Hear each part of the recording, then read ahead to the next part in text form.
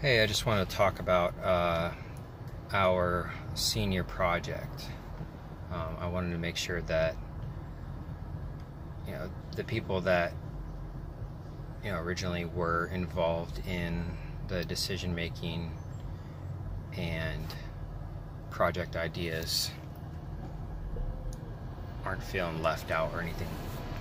And so I'm going to start doing these blogs, I think, and this will help with documenting our progress. So the original senior project idea was a robot to go and take out an IED somewhere, pretty much to save a soldier's life, or at least allow them the ability to move forward after destroying this IED. I mean, pretty much only in a deployed location, and that was the main issue, is that its sole purpose was the one specific mission, and the mechanical aspect of doing something like that is pretty small. It's the best solution is a drone. It's the cheapest and the lightest, and if we do a drone, most of that project would be the controller, electronics, non-mechanical type functions. And so we moved on to looking through DARPA's website. We found one of DARPA's challenge. It was called the Sprinter 2 challenge, and they have these things called sprinters, and sprinters are a part of a swarm. Sprinters go and all right, first off, a swarm is a group of drones. So to make things simple, imagine 100 fly drones. So let's say 100 fly drones need to go to Home Depot or wherever, and they need to gather information or whatever it may be. They need to go in there and listen, or go in there and map what it is, or go in there and blow up or something. Whatever it is, it doesn't matter. It's usually just reconnaissance type stuff. So you have these 100 flies. We're going to start calling these drones, we'll call them bees actually.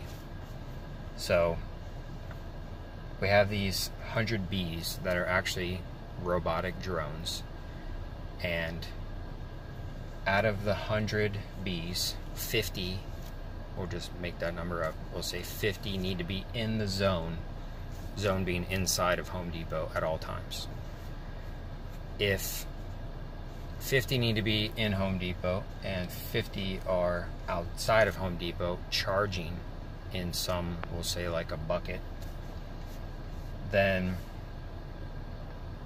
essentially a timer could be set on them, or they can communicate back and forth. Whenever the battery were to get low, they could transfer. So you would have this constant loop of bees in the zone. 50 bees would always be in the zone, and the rest would be charging in this bucket. So the issue is, if I need to go spy on something or map something out, usually I can't just bring this bucket to the front door and set it down, which houses my charging station, and it houses originally all of my bees. So that's one issue. One issue is bringing the bucket to the front door. The other issue is,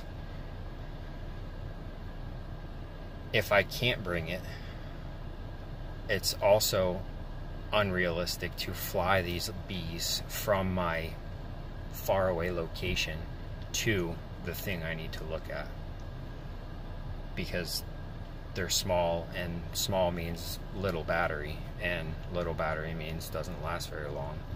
So flying them long distances is not an option either. So we need a vehicle that is also my bucket to get to the front door of my, say, Home Depot, and then have the ability to launch these bees, have the ability to charge them, and get to a location where I don't burn up all of my energy getting there, so that I have the ability to charge them.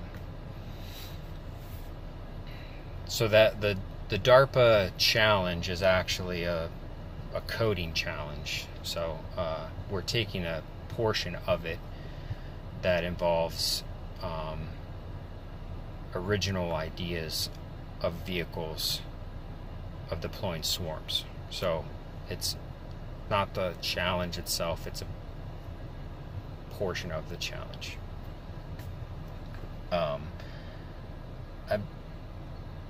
I believe the actual challenge was taken up by Lockheed Martin, but I'll have to verify that.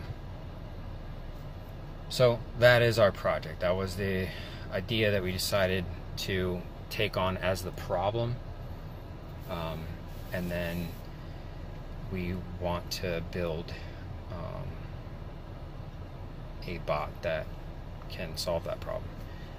And the main bot that we came up with was a driving sphere.